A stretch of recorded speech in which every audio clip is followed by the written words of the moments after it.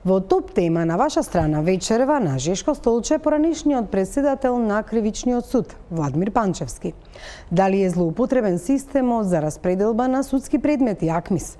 Дали се фаворизирале судии за битни предмети и оние на СЈО? Имало ли политички притисоци врз судот? Што се случи со клучот од станот, за кој Панчевски тврди дека е украден? Од друга страна, на масата на Панчевски прашања ќе му поставуваат и новинарите Гордана Дувњак, Елена Ивановска-Муковска и Бојан Стојановски. Останете со нас.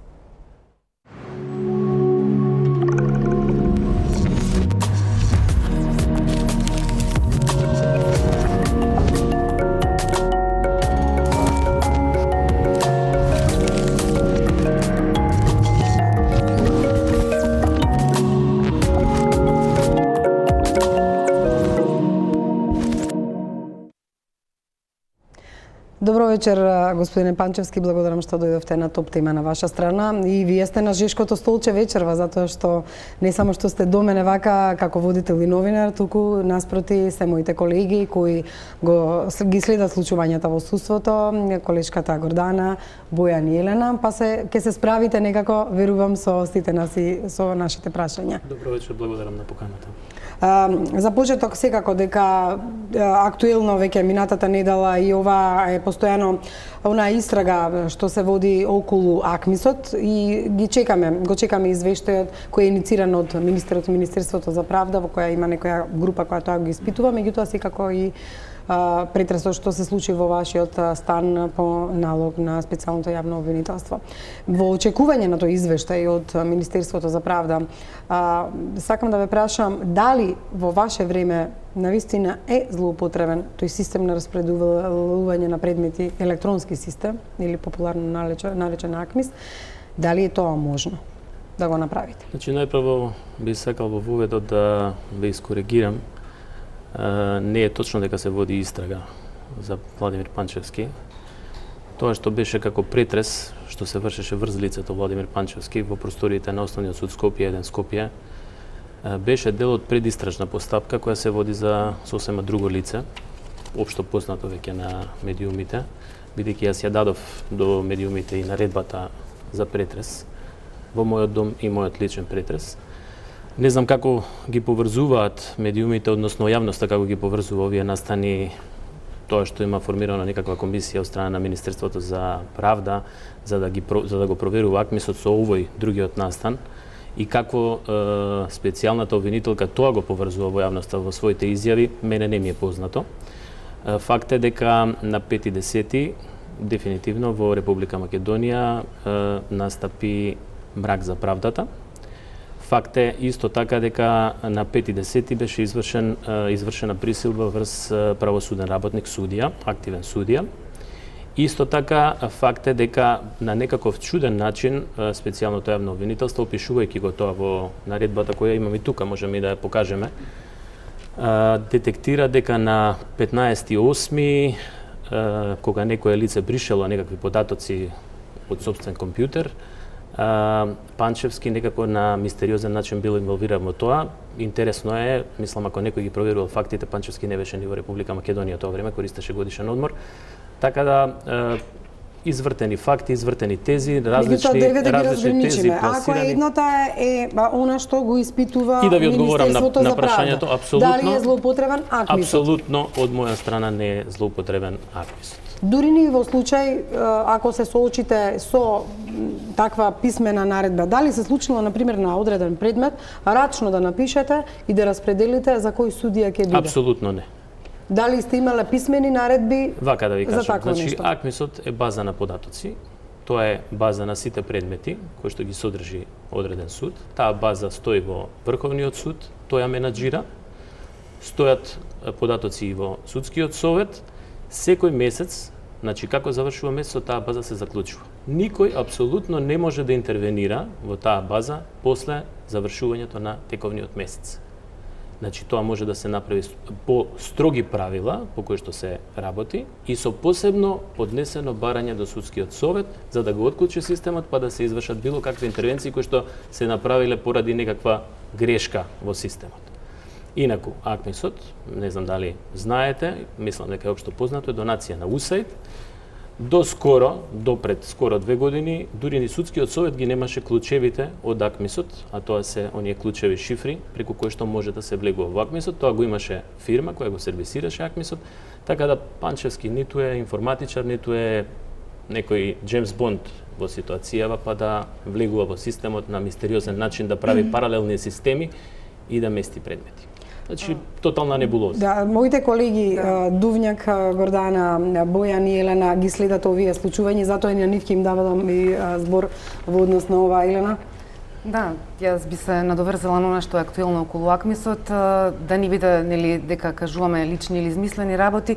Овие тврдења кои што ги наведе и колешката Лупевска потекнуваат од пред се од извештајот на Прибе, каде што конкретно се спомнува Основниот суд Скопје 1 и се вели постојат кредибилни информации дека често имало мешање во системот со цел да се обезбеди алоцирање на сензитивни предмети кај конкретни судии. Ова се прави на различни начини. Судија кој не било доверба се префрла во друг одел како што се правело во Основниот суд Скопје 1.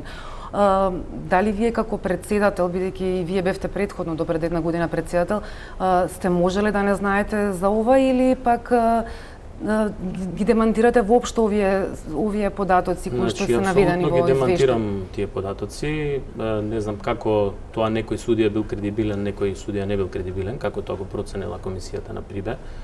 Треба да биде појаснето тоа веројатно на некаков начин. Оние наводи кои што ги има од судиите јавно и анонимно, кои што подолго време зборат дека оние кои што не постапуваат според наредбите дека се казнети во друг одел да бидат, и тоа имало примери низ досегашниот период. Беше присутна во судот дури додека јас бев председател на тој суд.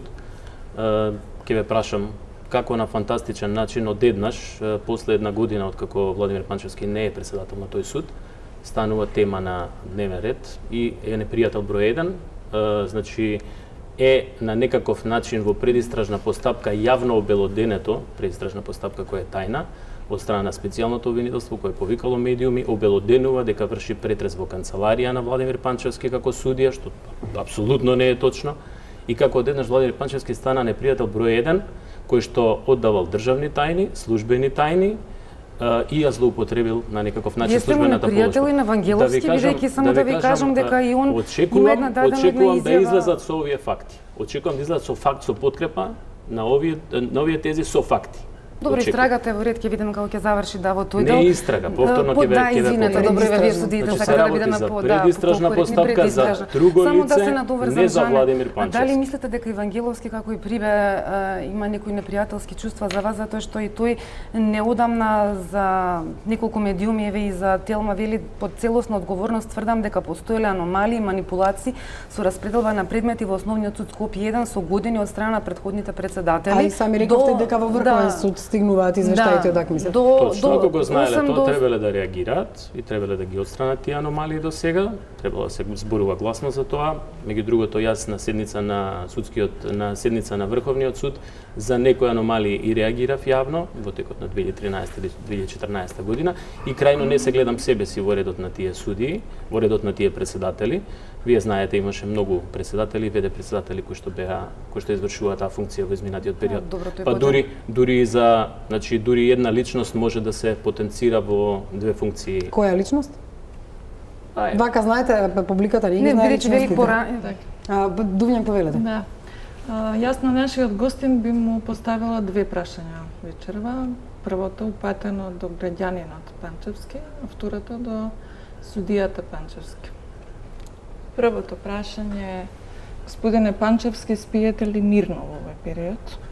Како граѓанин? Како граѓанин, бидејќи тврдевте дека сте небезведен, да ви кажам, па не спиам баш мирно во делот на својата безбедност. Така, изради безбедноста, меѓутоа изради предистражната постапка, изради сите овие случувања. Не, заради предистражната постапка. И ако ми дозволите, воедно можете да ми одговорите на двете работи. А второто е, дали се препознавте во извештајот на Прибе?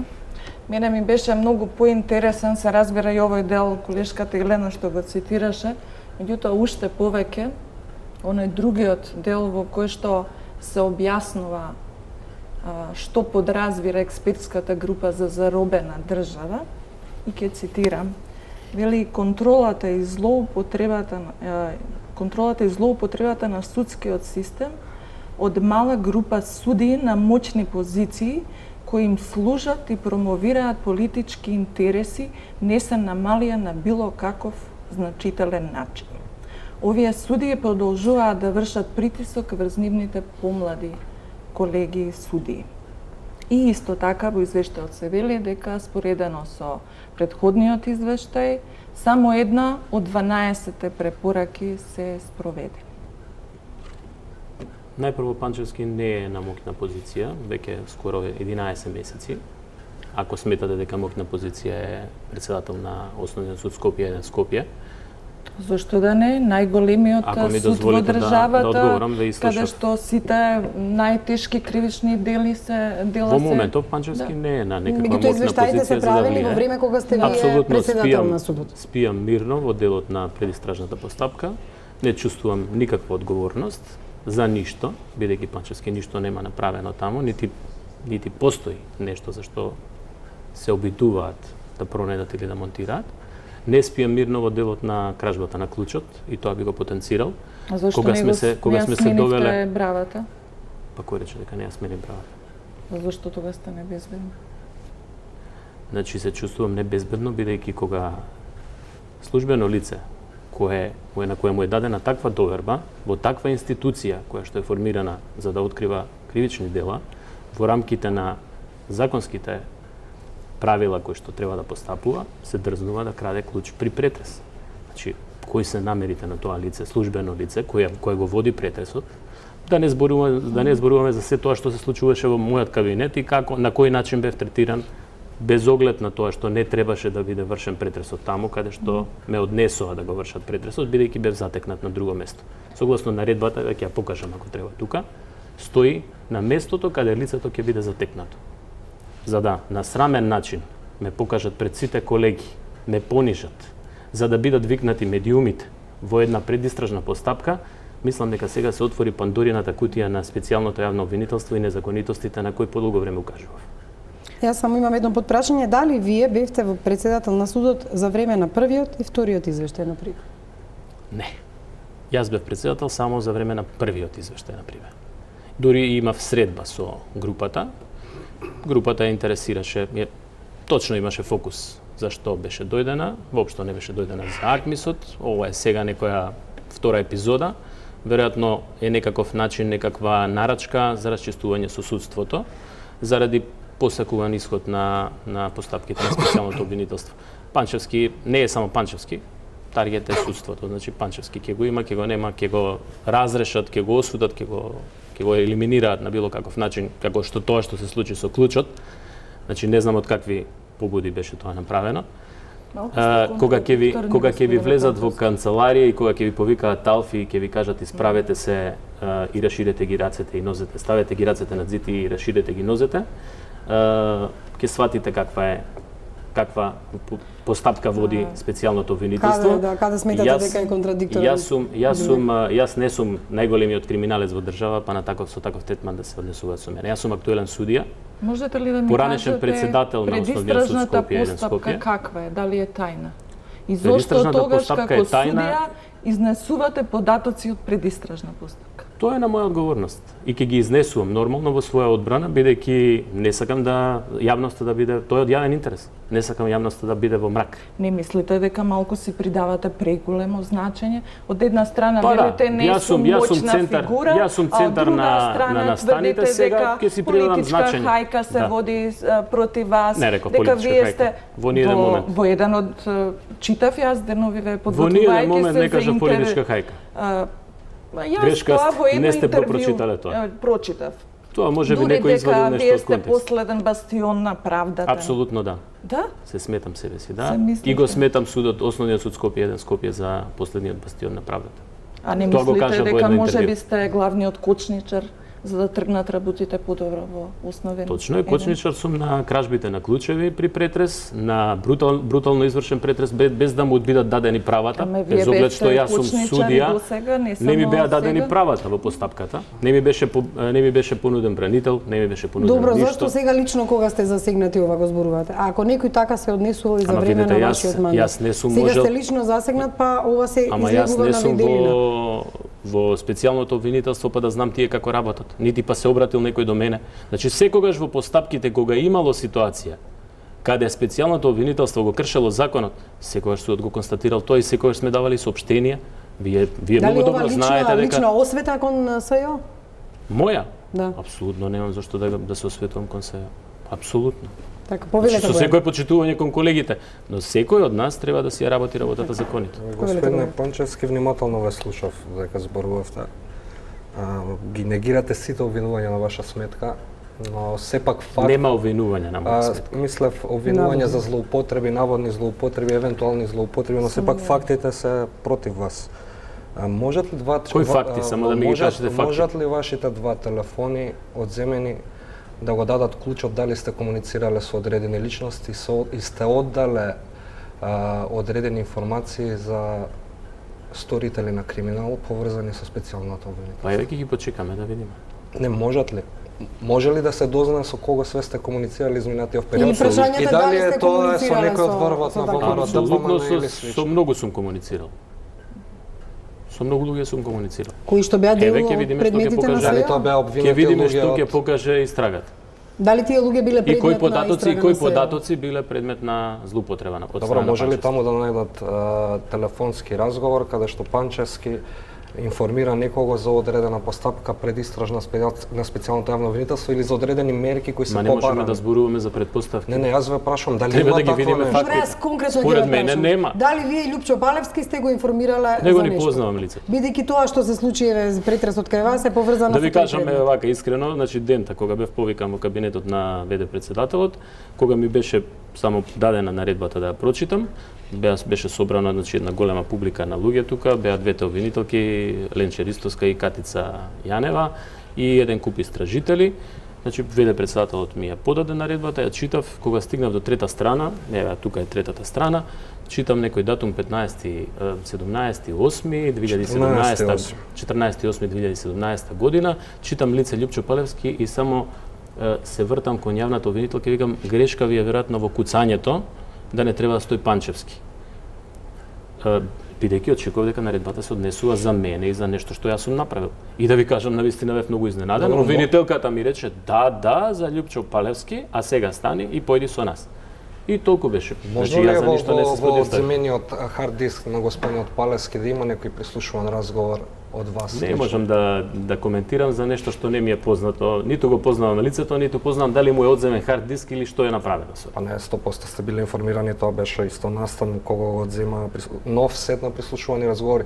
Дали можеби таму Панчевски информирал некого за одредени? Панчевски немал комуникација со тоа лице, ниту со некое лице што е инволвирано во... Не директно со Палевски. Дали сте биле прислушкувани? Дали до сега ви има кажано СЈО или сте побарале од СЈО или некој друг дека сте прислушкуван? Не. Како што еве нас новинарите? Не сум побарал, не ми кажале. Во рамките на една друга постапка која беше поведена од општина Центар за еден минат настанели во текот на 2016 година во врска со дивоградбата на Панчевски во јавното обвинителство, редовното јавно обвинителство беше доставен некаков допис дека нема никаква врска, односно беше препратен предметот од специјалното кон редовното обвинителство за тие да го испитуваат и таа постапка заврши со решение, мислам, за отфрлање. Јас имам само уште едно кратко прашање. Да, имаме цела емисија за прашања, немојте сите да ги трошите одеднаш. Дали проверката на персоналниот председателски компјутер може да ја прошири истрагата и на други ваши суди, колеги од кривичниот суд? Дали Ако мислите дека јас сум правил нешто, па од тоа произлегува да се прошири истрагата, значи персоналниот компјутер во кабинетот го имам еднаш-два пати отворено, не ми било потреба некоја. Најчесто председателските работи ги врши кабинетот на председател, тоа се двајца стручни соработници и секретарот на председателот, односно на кабинетот на председателот. Така да не знам што би нашли, што би можеле да најдат. сериозно се сомневам дека постојат некакви факти во подкрепа на овие тези. Дали му дадовте податоци на кабинетот на председателот на државата за аболиција? Не го познавам ниту председателот, ниту членови на кабинетот на председателот лично. Имате ли вака предпоставка од каде би можеле тие податоци да ги има кабинетот на председателот, па дури и за лица кои што беа сведоци во постапката, а не се води за нив? Не би можел да. Вие негирате било каква поврзаност со овој случај? Апсолутно. Што доколку... Ниту некој се обратил до мене, ниту јас сум давал некому нешто. Елена, па јас, ние не можеме, нестрпливи сме кој поборо. Јас сакав да продолжам во редот на прашањата за АКМИСот и сите оние забелешки кои што судиите ги кажуваа изминатиот период. Се жалеа дека им се одземани предмети, се давани на други суди, дека со распоредите се менуваат и се ставаат на позиции каде што нема да добиваат атрактивни предмети или пак предмети на СЈО и дека добивале директни наредби како да постапуваат под одредени битни предмети на СЈО или пак доколку одобреле некое барање за притвор. Имало такви представки дека добивале насоки. Не представки, зборам информации и жалби во јавноста, дека добивале насоки како да ги сработат предметите, ако не ги сработат така дека биле деградирани или тргани на страна, добивале предмети. Значи сето ова веројатно сте го слушнали, виделе изминатиот и сите овие работи ги... Ако може да ги именувате, да знаеме за кои лица се работи. Изминатиот период читате текстови и изјави. Нека е влијаено врз лица врз суди за да одлучуваат на некаков начин. Од моја страна. Еве ќе ви го прочитам и извештајот, ајде јас со извештаите, меѓутоа ова се стварно кредибилни извештаи кои што не може да се занемарат. Вели, се споменуваат и лично вие, во текот на годината извесен број судии јавно изразија загриженост дека политичките манипулации со назначување во судството станале уште безобзирни, посебно во случаите со СЈО. Се наведува во извештајот и пишува: на крајот на април председателот на Основниот суд Скопје 1 Владимир Панчевски назначи 2 нови судии во одделот за судот за организиран криминал, каде што многумина политички правни аналитичари сметаат дека тоа се судии со мал стаж и на 20 судии им се доделени случаи од СЈО кој безуспешно бараше нивно изземање поради судирни интереси. Значи, ви велам, ова е не законска обврска е на председателот да го прави годишниот распоред за работа на суди. Годишниот распоред за работа на суди се прави врз основа на материјата по која постапуваат судиите. Дали негде има голем прилив, дали нема прилив, дали има потреба или нема потреба, се релоцираат ресурсите за да може да биде тој суд ефикасен, бидејќи на крај краишта председателот на судот го брани извештајот на крајот на годината и треба да донесе некакви резултати за тој суд, дали ќе биде ажурен или не ажурен. Дали случајно тоа што коментирале политички аналитичари, дали некои суди им се допаѓаат или не им се допаѓаат, еве конкретно и сега, јас на некому не му се допаѓа. Не, мислите дека некои суди кои не работеле на тие случаи работеа одеднаш. За да зборуваме дека некој бил на некаков начин. Вие го правевте распоред кај што тоа се виде. Дали се совпаѓаше случајно судиите кои што давале позитивни одговори на предметите на годината го менувавте распоредот? Распоредот се менуваше во зависност од тоа како имаше потреба по предметската работа. Не сакам да прашам дали случајно судии кои што имале предмети кои што дале позитивен одговор на предметите на СЈО, потоа не се нашле на други биле тргнати. Тоа ми беше прашањето. И тоа беше очевидно да дојдам до тоа. Тоа не е точно. Тоа апсолутно не е точно. Тие судии не ни работеле на таква материја. Значи апсолутно не е точно. Може да ги земете, значи годишните распореди да ги споредите, можеме и заедно да го направиме во некоја друга емисија кога имаме повеќе простор. Ќе ги обезбедиме сите годишни распореди и ќе видите дека тие судии претходно не ни работеле на таква материја. Се случувало да бидат прераспоредени од кривично полнолетни на малолетници или од малолетници во зависност од тоа некој судија отишол во пензија, значи за се беше континуирано информирана јавност. И став кон СЈО со немало така, не одлучувале во предмет кој што бил во врска со СЈО. Значи еве посочете ми конкретен судија за кој што ќе кажете дека одлучувал во некаква постапка, па бил потоа прераспореден. Весна Димишкова. Весна Димишкова беше на боледување 6 месеци. Незините предмети стоеа во празен од. Значи, странките во тие постапки за организиран криминал, за тешки кривични дела, чекаа да им се одлагаат рочиштата 6 месеци. Значи, јас ви кажам, и од тие причини судијата, ми упаѓате во збор, се нема ни оставате да ви кажам. И од тие причини Весна Димишкова беше прераспоредена во истиот оддел во претходна постапка. Значи, Не знам, стварно не дури самата бараше да биде распоредена во кривично полнолетни.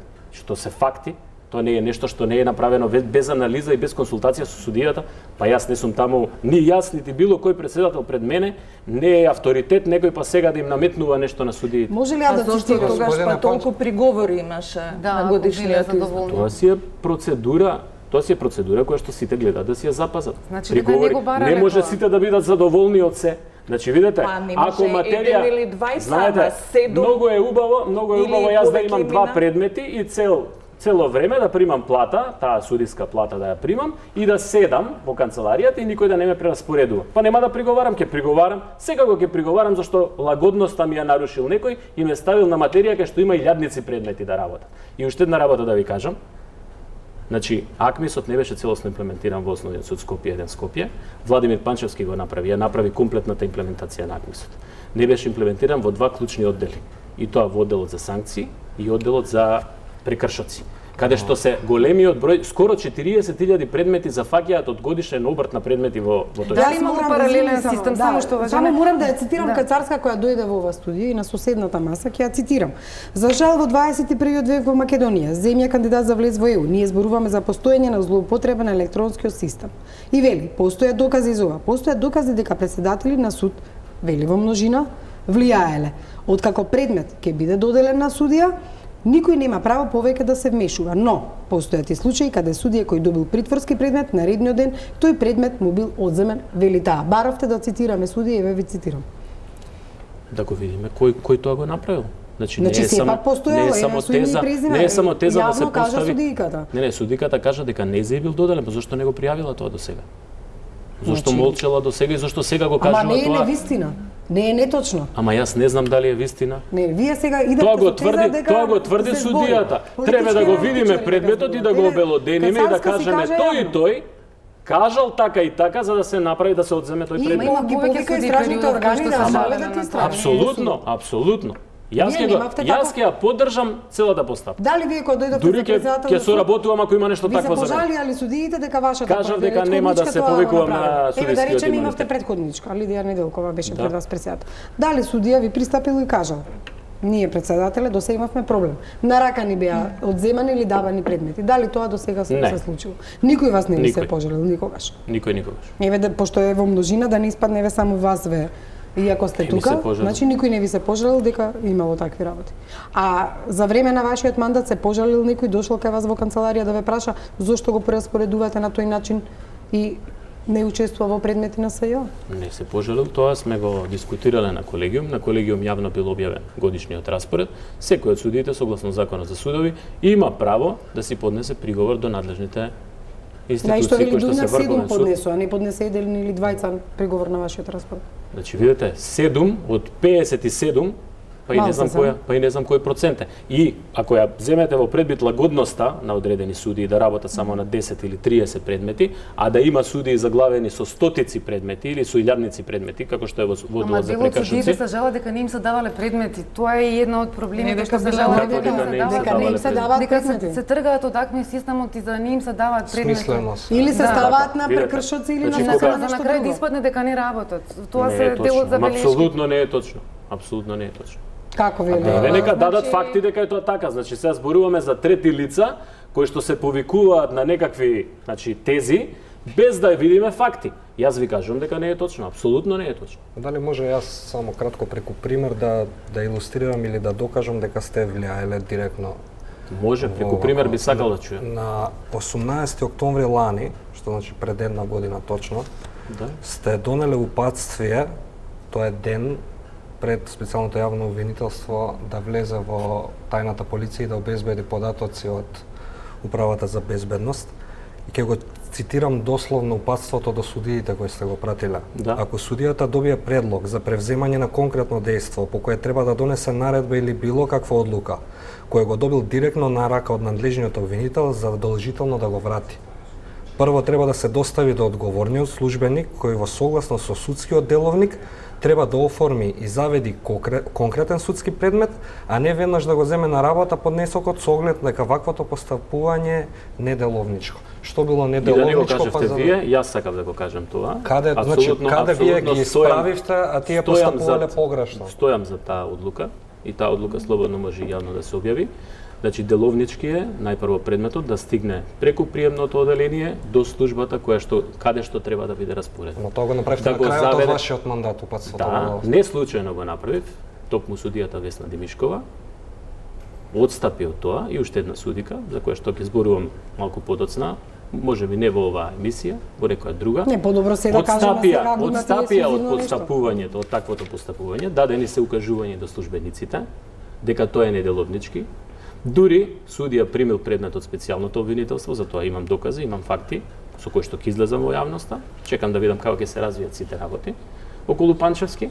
Значи, каде судија за време на работно време, дежурен судија прима предмет, чека да пројде работното време, па го повикува службеникот, а е предмет на специјалното обвинителство. Па вака изгледа 4 години сте постапувале незаконски. Ако тоа не е монтировка на предметот, каде да падне и кој да го добие, како што беше случајот и со Гевгелија, во 6 часот наутро да биде повикана председателката на судот, која впрочем не е ни по годишен распоред судија за претходна постапка, туку е граѓански судија, даде наредба за претреске Панчевски, ако и тоа законито, и телефонски се слушала веројатно со обвинителката Катица Јанева, по некакви мои сознанија. Значи, ако и тоа е по закон распоредување, и после во 2 часот на пладне е внесен предметот, во 2 часот на пладне е внесен предметот во АКМИ системот рачно повторно, распореден кај таа судика. Од кој може да пристапи на АКМИСот, ако не председателот? Па не знам. Дали се работи за судиката Славица Андреева и дали што е таа е тргната од дежурство? Ќе ја прашате судиката. Дали таа е тргната заради тоа дежурство, судиката Славица Андреева? Кога била Славица Андреева од дежурство? Заради ова што велите пролонгирање на времето, наместување. И ако така било, зашто веднаш не сте пријавиле тоа што било констатирано, било документирано и било значи во архивата е на судот. Се што било незаконито од моја страна било документирано. Дали се го пријавиле до советот? Секаде каде што требало да пријавам сум пријавил. Зашто не сте пријавиле до сега? Постојат траги во судот каде сум пријавил. Значи постои архива. Дали потоа ги тргнавте тие суди заради тоа на други места? Не сум тргнал суди. Јас не сум тргал судија. Славица Андреевска работеше во тоа оделение, се додека Стојан Черибарев не ја прераспореди таму каде Морам да најавам реклами, колеги, извинете, должност ми е тоа е. Некако сакате да импутирате на Панчевски се некако, ама ајде ќе видиме како ќе се одвива. Не, ова е прилика да кажете како што е и да. Па јас кажувам како што. Ако има одговорност и некој од вашите колеги или вашите претходници, нормално дека ако постојат факти за тоа. Па секој што правел ќе си одговара. Така. Апсолутно. Пауза за реклами и продолжуваме со емисијата. Продолжуваме со Жешкото столче на која е Владимир Панчевски, пронешен председател на Кривичен суд, актуелен судија. Количке Дувњак, повелете со вашите прашања. Слушајќи го поранешниот председател на Кривичниот суд, се добива впечаток дека за ништо не е виновен. Ама буквално за ништо. Има суди и неработници. А да не заборавиме дека во вашиот мандат вие сте единствен председател на суд кој што е осуден со првостепена пресуда за мобинг, на кој што му беше поднесена петиција. Неправосилно. Затоа реков првостепена. Се разбираме, нели, по жалба ќе оди пред апелационен суд. Каде што 15 суди, потоа 12 поднесоа петиција и ве обвинија за злоупотреба на веб страницата на судот. Јас не паметам некој судија кој што има во времето кога бил председател на суд, има лажни профили на Facebook, па се пресметува со новинари, со адвокати. Уште од почетокот на вашиот мандат, читајќи го вашето прво интервју, дојдов до интересни сознанија. Уште тогаш велите дека перцепцијата за судството ја создаваат новинарите.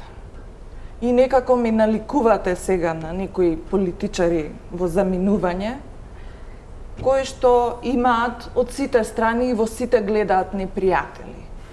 Значи, не ви се допаѓа извештајот од Брисел, виновни се новинарите, СЈО не знае да ја работи својата работа, колегите, рековте, дел од нив биле комотни, некаде сретнав ваша изјава дека сте кажале во некоја прилика дека има судии кои што си имаат дуќанчиња, така, добро бе цитирам. Очекувам прашањето. Да, и кажете ми како вие можете да се надевате на втор мандат во судот, кога меѓучовечките односи во најголемиот кривичен суд, во кривичниот суд, беа најлоши за време на вашиот мандат. Впрочем, беше така и нотирано, зошто кога прашавме кај Караджовски зошто не е избран председател, ама таму човечките односи се толку нарушени што не можеме да избереме председател. И само да надополнам, често пати се случуваше да вие со нас новинарите се расправате преку вашите соопштенија од судот. Најмалку намерата ми Само била да се расправам. Мислам прашањето. дека и тоа што сум овде присутен е многу пријателски и до сега секогаш и изминатиот период многу пријателски сум се однесувал со новинарите. Не знам од каде ви е тој рекла впечаток. тоа, вие сега се чувствувате така пријателски сте наклонет кога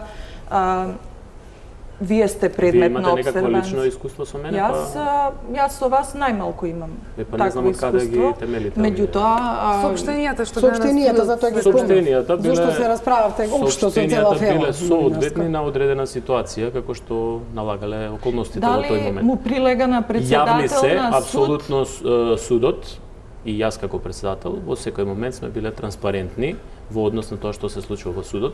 Не знам дали овие изминати 11 месеци имате таква транспарентност од судот. Ако ја имате, баш би било мило дека некој ме надминал мене во транспарентност. Дали е во ред председател во соопштениот кривичен суд да има квалификации за квази експерти? Од каде вас смелоста за некои ставови на експертите да ги нарекувате квази експерти? Во дадена ситуација и јас сум експерт во таа ситуација во која што сум постапувал и сигурно било нешто во рамките на работењето на кривичниот суд.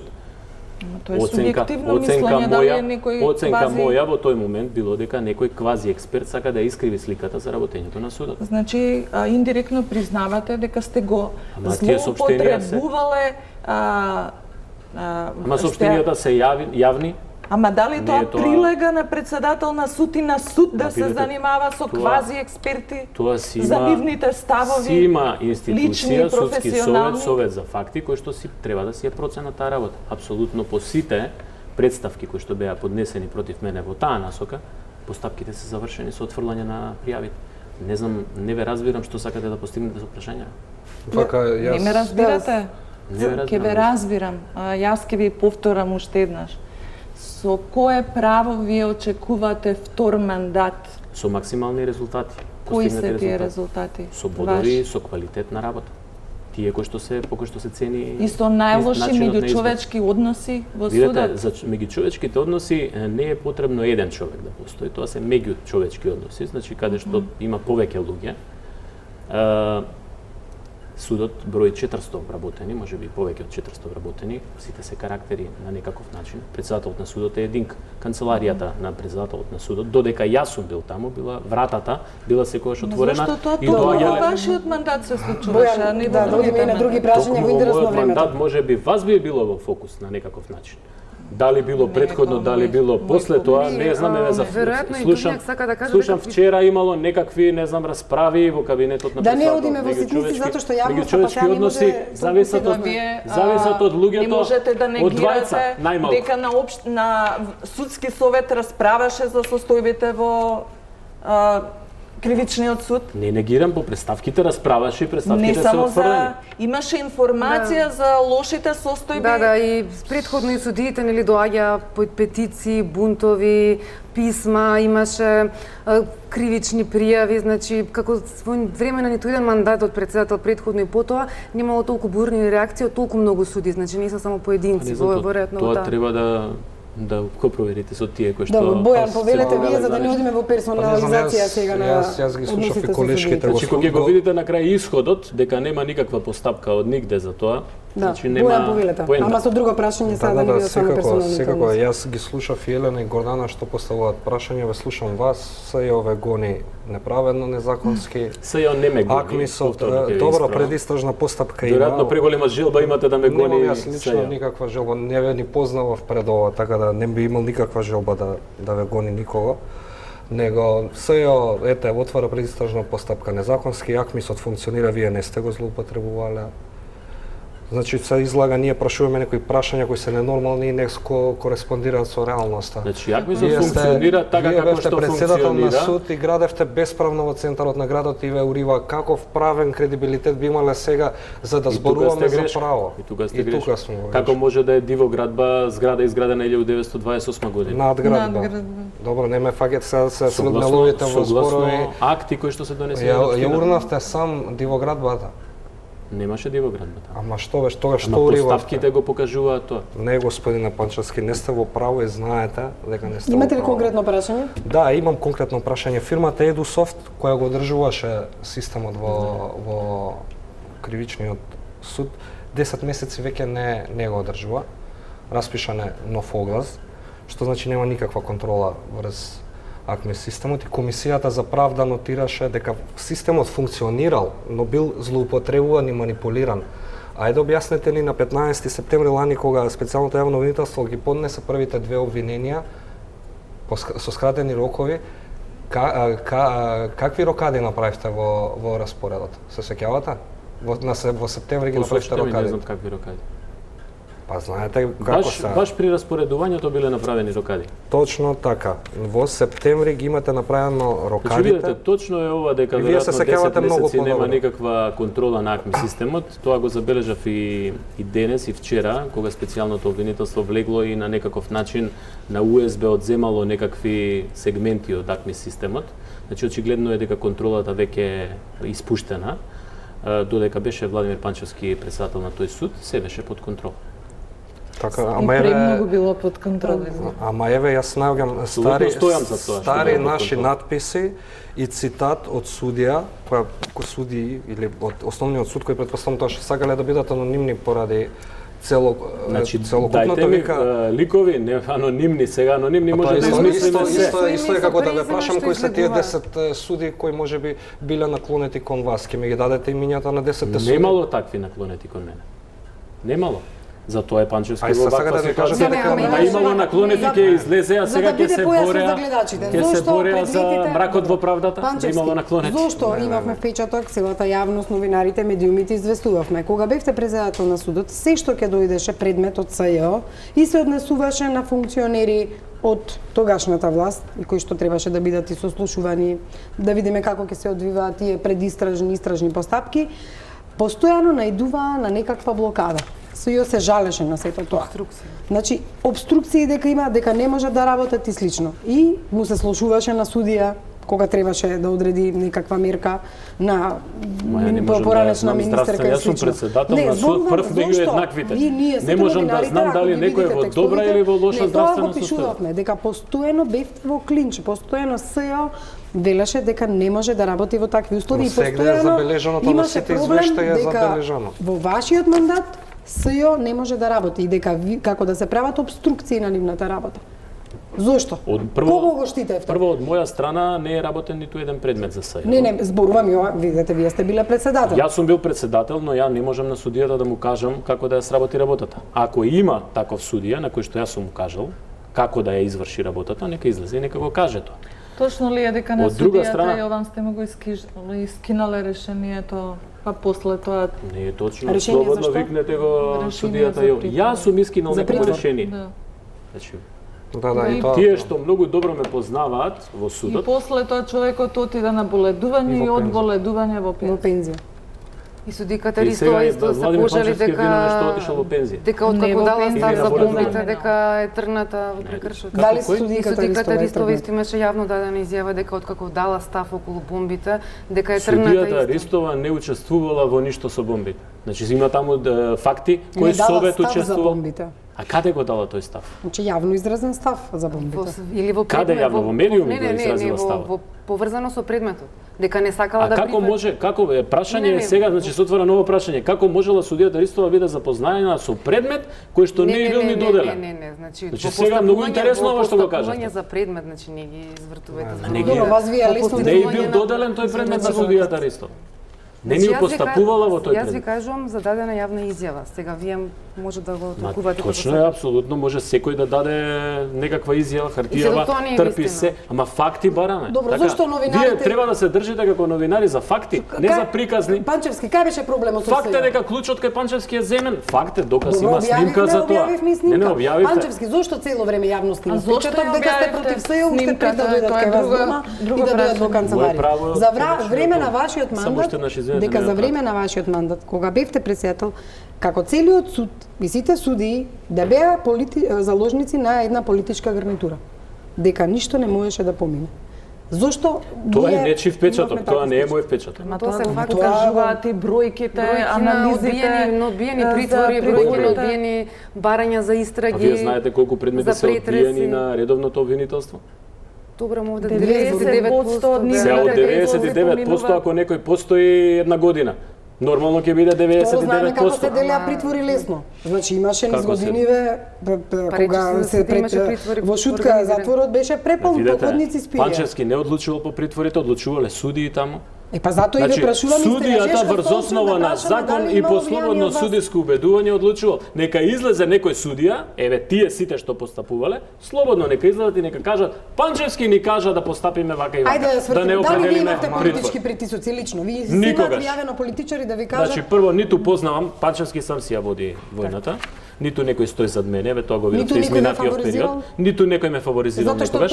Мојата кариера е јавно достапна. Мојата кариера е јавно достапна, сум ги поминал сите чекори во кариерата. Од приправник, од волонтер, значи од потрчка во обвинителството, па потоа приправник, па стручен соработник, па судија Панчевски. 10 години не е малку. Пред тоа мислам дека бевте во финансиска полиција. Пред тоа во финансиска полиција, во обвинителство, што значи сум ги поминал сите скалила, од најдолното скалило до најгорното скалило, до таму до кај што сум сега. Сметам себе си за искусен, од 20 години искуство има. Значи никој не ви се јавил на телефон никогаш да ви или лично да ви каже како да постапувате? Не ни познавам политичари, јас немам контакт со политичари. Немам контакт. Значи Панчевски ниту е член на политичка партија, ниту имал контакт. Избран сум од судскиот совет на Република Македонија за претседател на тој суд. Избран сум поради резултати. Панчевски кога беше унапреден, така некој сака да го кажат, кога беше поставен на местото во одделот за организиран криминал за судија, имаше зад себе успех одрешени скоро 270 предмети, кои што ги наследив од претходен судија. На апелација поминуваа предметите ваши, не мислам тоа целосно. Не знам да имам укинато еден или два предмета од сите до сега што сум ги работел во оваа 10 годишна кариера. Судија Панчевски, зошто цело време во третолице зборувате?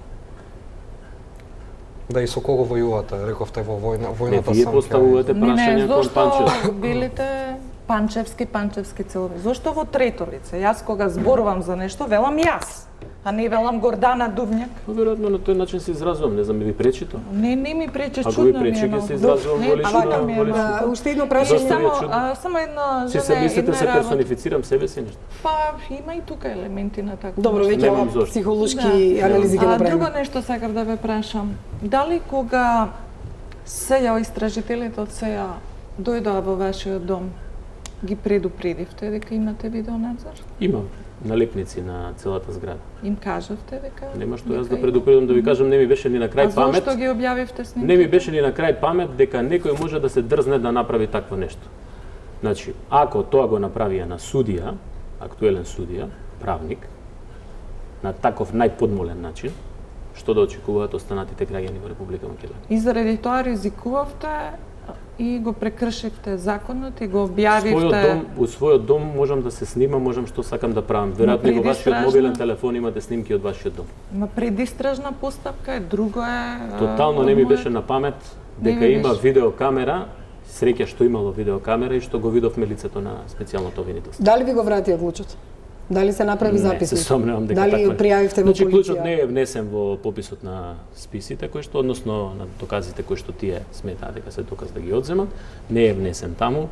апсолутно се гледа каде го оставам јас клучот на снимката, се гледа како 3 службени лица, договорени од претходно, веројатно по нечија инструкција, го кријат местото каде се наоѓа клучот со своите тела, поставуваат, значи тоа е се опфатено во кривичните. Дали вие го кражба се пријавува? Дали тоа не е кражба, пријавивте? тоа е класична злоупотреба на службена положба. Не, дали пријавивте, за да се поведе постапка против лицето? Апсолутно, уште истиот ден до надлежната полициска станица и до внатрешна контрола. А сега веќе се поднесени кривични пријави. Зошто се пожалите прво во судски совет, не веднаш во советот на факти, пошто нели тој е надлежен за ако веќе се води некаква истрага за судија? Значи сметав за потребно после 3-4 дена мислам беа поминати, бидејќи никој од судскиот совет не ме повика. Судскиот совет е тој што ме избрал да бидам судија во тој суд. Сметав за потребно да ја кажам мојата приказна. Само беше известување до председателот на судскиот совет и до членовите на советот да ги информирам што се случило со еден судија, правосуден работник и на каков начин бил третиран. Тоа не беше представка. Но тие уште другиот ден реагирале, дали не сум информиран, ниту сум имал до ден денес контакт не сум имал со никој. Дека Караджовски побрзо ќе изреагира поблизок вие или пак бидејќи значи видете, за се се има рокови. Дури вчера добиле представка од Советот за факти, а тие се уште по закон кои што може да направат никаква истрага врз судија, а за судски совет воопшто немаат надлежност да испитуваат оценка на законитост треба да се цени од страна на оној суд, нели, веројатно кој што е издал наредбата, па ќе видиме како ќе одлучи сега во оваа ситуација. Значи тој суд што е издал наредбата, до тој суд е поднесено барање за оценка на законитост на действија на јавниот обвинител. Па ќе видиме дали сега судот можеби ќе се обрати до апелација, можеби ќе ја решава незаконитоста. Многу интересно ќе биде ова. Значи тука ќе видиме какви се, дали има двојни аршини на Гевгелискиот суд или не. Понатаму судскиот совет сметав дека сум должен да го информирам за состојбата во која се наоѓав, не бев известен ниту од ВД председателот за што се случува. Нешто да прави судскиот совет, кога знаеме дека советот за факти. Како совет кој што ме избрал, бев должен да го известам за третманот врз судија. Каква надлежност има и што направил советот, судскиот совет, не знам. А зашто Караджовски одма другиот ден најпрво мене не ме повикал никој. Не вас, Рибарев ја повикувал председателката веднаш. Тоа не знам. Навистина никој не ме информирал за тоа. Добро го спомна клучот. Го пишувавме тоа и многу од медиумите објавивме дека одземен клуч. Него да се вратиме на поентата дека претресот во вашиот дом е поради основано сомневање дека сте оддале службена тајна, што се однесува до електронско преснимување на податоци од ДАКМИ системот, кои можеби ќе бидат најдени во вашиот дом. Не е точно. Не е точно тоа. Наредбата ја имате, гледам пред вас. Ја имам наредбата. Претресот во мојот дом е заради тоа дека неовластено сум прислушкувал, тоа стои во уводот на наредбата. И тоа вика основниот суд Гевгелија по добиено барање за издавање наредба за претрес на дом од јавното обвинителство за гонење кривични дела поврзани кои произлегуваат, нели, која спроведува предистражна постапка НСКРО од 2016 година. На 5.10 поради основни сомненија дека се сторени кривични дела незаконито прислушкување од член 151 став 2 и уцена од член 259 став 2, донесе наредба да се превземе истражно действие претрес на лице и претрес на дом, лицето Владимир Панчевски и домот на Владимир Панчевски. Така да, имавте ли податоци од истрагите на СЕО во вашиот личен во врска со АКМИС? Малку симптоматично ми делува тоа што денес, и самите кажавте, 10 месеци нема контрола на тој АКМИС систем, не го контролира никој, ниту го сервисира некој, договорите били истечени, тоа го дознав сега од вас.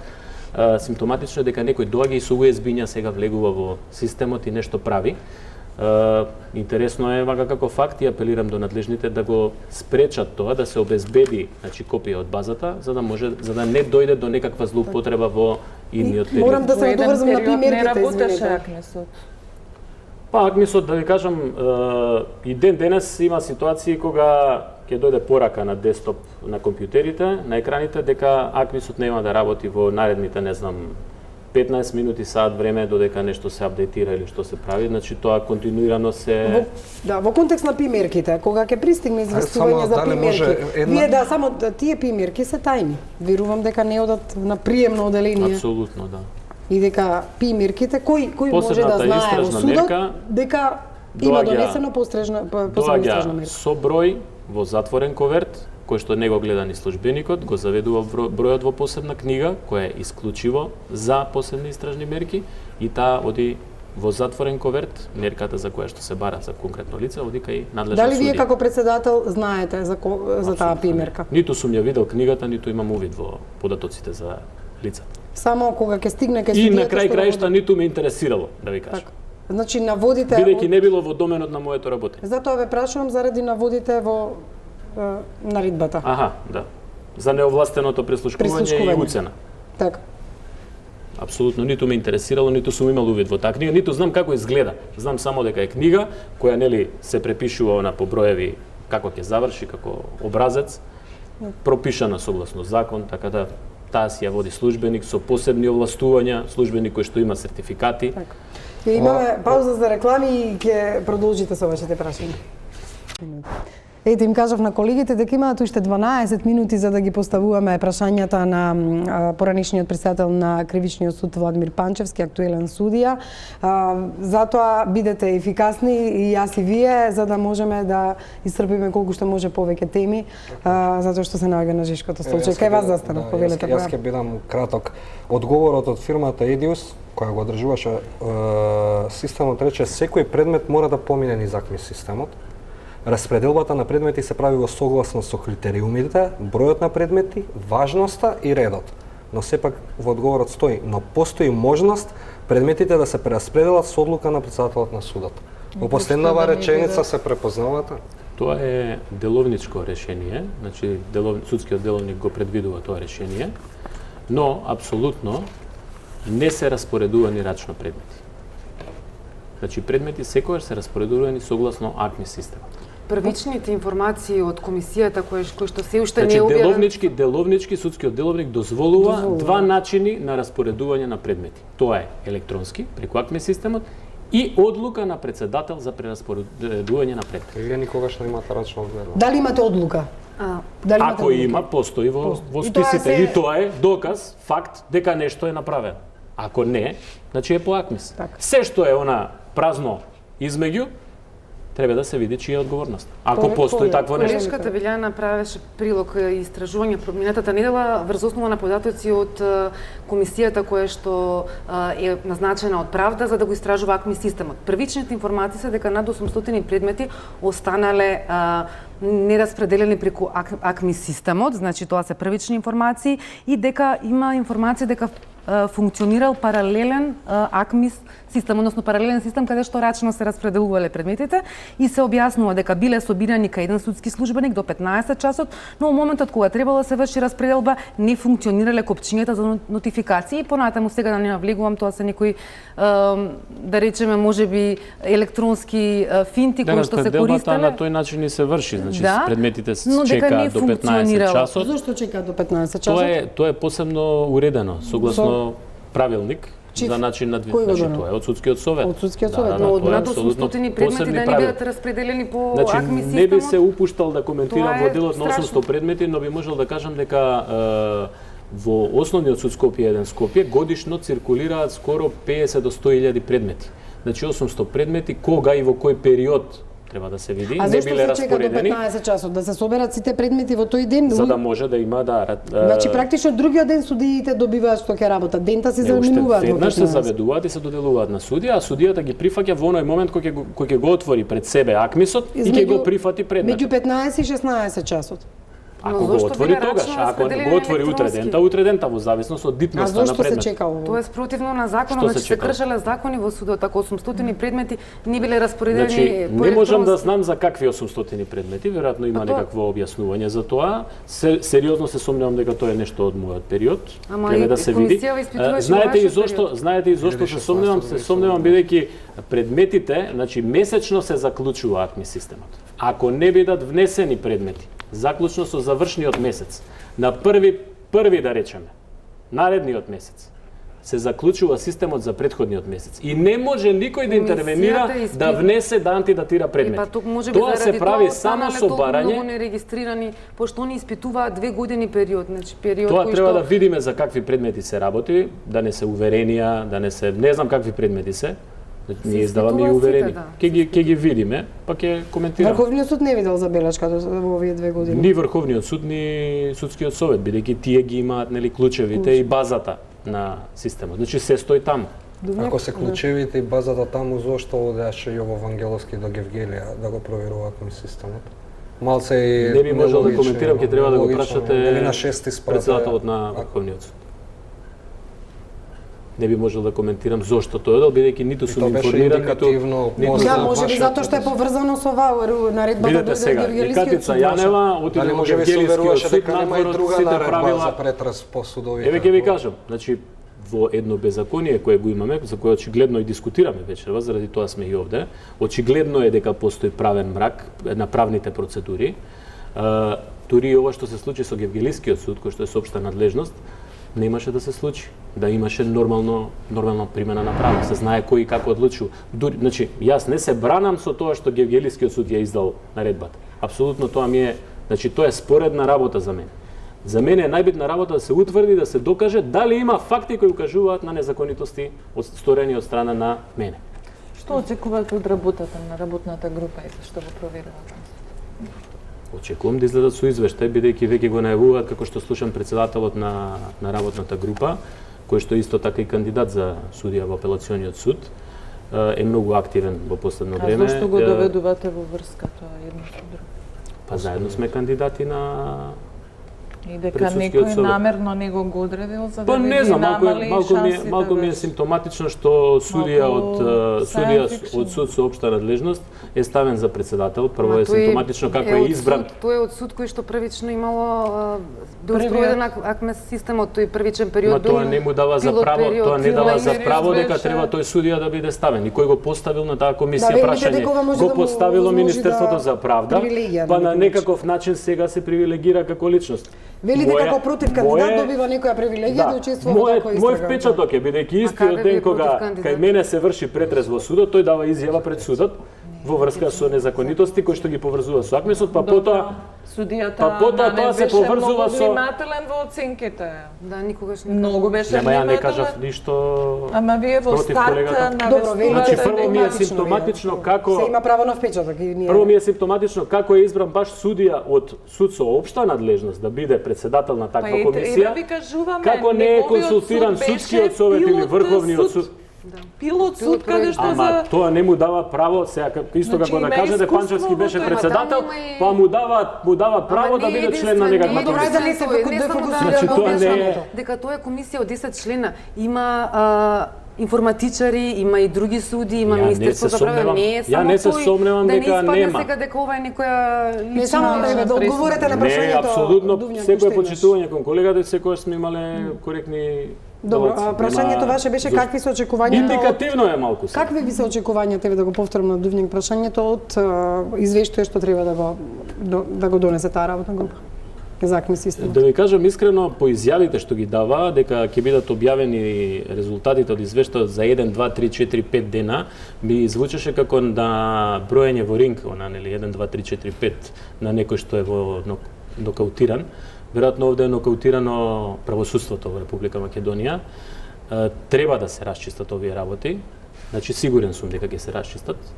Јас за себе можам да гарантирам дека во ниедна постапка нема да го користам судскиот имунитет. Можат да поведуваат какви сакаат постапки. Чист сум пред себе, спијам мирно во делот на постапувањето и како председател и како судија. Како одеднаш после 11 месеци од како заврши мојот мандат станав непријател број 1, државен непријател кој што оддавал државни службени тајни, кој што вршел уцени, тоа ќе треба некој друг да ни го објасни, но сигурно е дека на некаков начин се отвори Пандорината кутија на незаконитото работење на специјалното обвинителство и монтирањата во правосудниот систем да се сруши третиот столб, односно еден од најважните столбови во системот, а тоа е правосудниот. Сега се отварат и некои други прашања поврзани со работата на кривичниот суд? Да не зборуваме преврано. Јас ви кажувам дека за се сум на располагање да се отвори. Имаше идеја затоа што на почетокот кога го преземавте мандатот, во едно од вашите први интервјуа кажавте дека вашата предходничка Лидија Неделкова е одличен организатор, дека не знаме судија на иднината. За сега во последните интервјуа да кажувате сосема една друга приказна, дека сте наследиле хаос во судот, дека имате сознание за поврзано со некои адвокатски. А сега немојте да ви ги линкувам вашите интервјуи што сте ги дале. Во моментот кога било детектирано нешто, било кажано, јавноста била нормално, било од интерес на јавноста и било пласирано во јавност. Значи, јас од Лидија Неделкова како раководител, како председател на судот, апсолутно сум бил задоволен. Значи, Лидија само да ве прашам, зошто мислите одлично кривичниот суд? Зошто мислите? Но мене ме интересирала мојата работа, значи предметите кои што јас сум ги довел да ги сработам квалитетно, согласно закон и согласно. Зошто мислите дека вие кога сте ја вршеле работата се било перфектно и во последниве месеци е во нокдаун правосудството? Јас не мислам дека завршивте со мандатот и сега, но сега после тоа сакав да кажам дека после 10 месеци Владимир Панчевски или 11 месеци колку се поминати откако заврши мандатот на Владимир Панчевски, одеднаш стана фокус дека јас Ама преку вашиот случај правосудството е во нокдаун. Не, јас далеко сум од случај, мислам да молам да не предистражна постапка. Не, а дали сте свесни дека вие сте парадигма на македонското судство и на лошите судства? Ќе оставам ваш печаток да биде тоа. Ќе видим. Дали имаше една изјава во ова студио пред парламентарните избори, уште чином, премиерот Зоран Заев, дека ќе се обиде да направи реформа во судството, каде што по примерот на некои земји би требало да се сменат многу суди во судовите и дека тоа треба да се случи. Мислите ли дека едната му тргната работата и дека се тоа се случува за да бидат сменети суди во судството? Малку како дежаву, бидејќи кој премиер да дошол во целава кариера што ја имам јас, се заложувал за некаква промена и не знам, унапредување на работата. Ќе видиме. Останува да видиме што од сето ова ќе излезе. Така. Добро, и во извештајот на Приве се констатираше дека не е проблем до лошите закони, туку да судиите и организацијата. И мислам дека на многумина им е јасно дека генерален реизбор онака како што беше најавен не е можен, меѓутоа дека е потребно известно прочистување, тоа секако е потребно. Како мислите, на подобни и неподобни? Не на подобни. Какво прочистување? Во многу извештаи, па сега ќе се отвори прашањето за монтирани судски процеси, за улогата на заштитните и загрозените. Па ќе бидеме сведоци. Веќе отворено прашање за политички да ги видиме како биле тие процеси. Ќе ни следи интересен период. Баш сакам да го видам тоа. И не верувам дека се е работа само на новинарска перцепција. Не, апсолутно. И дека само новинарите Сите ние сме граѓани на оваа држава. Значи сакаме подобро да биде како што. Вие работите со факти, ние пишуваме со факти. Особено во вашето прашањето произлегува од она што се пишува овде малку не ми нафрливте факти за кои што ги можеме да. Ако не друго тужби ќе добивавме секој ден од судиите, ако немавме факти. Далеко е тоа дека никогаш не сме си дозволиле барем луѓето. Знаете кога сака некој да дефокусира работата околу себе, па поднесува тужби и Па и вие поднесувавте и преставки до Совет на факти против ваши колеги. Тоа беше одговор на она што одредени колеги го правеа. Значи не може да е председателот на судот да го узурпира веб страната на судот за да информира за одредени работи, а суди на секој ќоше да се појавуваат и да даваат изјави. Прво, некако не е достоинствено на функцијата која ја извршуваат судиите, а второ, ако имало некаков проблем, тој треба да се реши во рамките на органите на самото правосудство. Сте разговарале со судиите? Со тие кои што ми пришле додека сум бил раководител на тој суд. Добро, ама имавме впечаток дека на тој начин ако не можат па да даваат изјави, ретко се случува во ова студио да дојде судија кој не е во пензија и да си каже тоа што има да каже. И ретко се случува судија јавно да проговори. Ако е централизирано. Јас излегов јавно да проговорам сега. Да, кога бевте председател, ретко кој излегуваше јавно да проговори. Па сметам дека судијата не му е местото да говори јавно за. Ама сега еве вие сте на тоа. Сега за една недела 3 интервјуа дадовте. Сега дадов 3 интервјуа за национални телевизии. Па не знам за кого, мислам дека ова е од јавен интерес, работата на специјалното обвинителство е од јавен интерес. Го сменивте мислењето. Исто е интересно зошто во предистражна постапка пред Основен суд Скопје 1 Скопје беа наредени 50 медиуми и чека исход од Па беа наредени во време кога бевте председател на суд и кога се вршеа предистражни постапки. Не, во предистражна постапка Зошто беа наредени 50 не знаат медиуми? дали е предистражна постапка или Ама не, беа гледаат дека редени и специјално... Ама некој ги повикал медиумите Ама таму. некој не ги значи, повикал во тој Ама некој момент, даваше во изјава за медиумите. Зошто не ме најдовте мене да дадам ја изјава? Чекавме надвор до Ве 7 чекавме. до 7 Па часот, не. излеговте И ве од задната побарате страна. во Јас немав Да. За контакт жал никако. телефоните ве биле ние, Да, ако не. телефоните Ако беа не беше земени така, немаше сега и да немав бидете друг на контакт. Со службено возило излеговте, да. Значи, Зашто да не е тоа? јас за жал ќе Јас сум морам судија во тој суд. ќе морам да одјавам емисијата и затоа што ни истече терминот. Благодарам, Ви да. благодарам што се нафативте да ни одговарате Во на секое време. прашањата како И судија. во ист и во проширен состав. И се надевам дека ако ве изберат за председател на судот, ќе сватите дека и судиите имаат право да си кажат што мислат, како што и сега вие никогаш не кажувате. било Со ускратено оглед на тоа тоа, што дури биле претендирате на тоа мотивирани, место. но колку сакал да зборува, според мене, уште еднаш ќе кажам, него не ја доврши реченицата, судијата му е местото во судница, да ги цени фактите, одлучува за човечки судбини и треба да биде чесен пред себе прво, а потоа и пред граѓаните на државата. Ви благодарам многу што бевте дел од топ тема на ваша страна и вас, Благодарам и на вас. почитувани колеги, што бидејќи подетално се занимавате со сите случаи, еве успеавме во овој час и половина да ги поставиме, се надевам, истинските прашања. Ви благодарам за вниманието. Останете на програмите на Телма.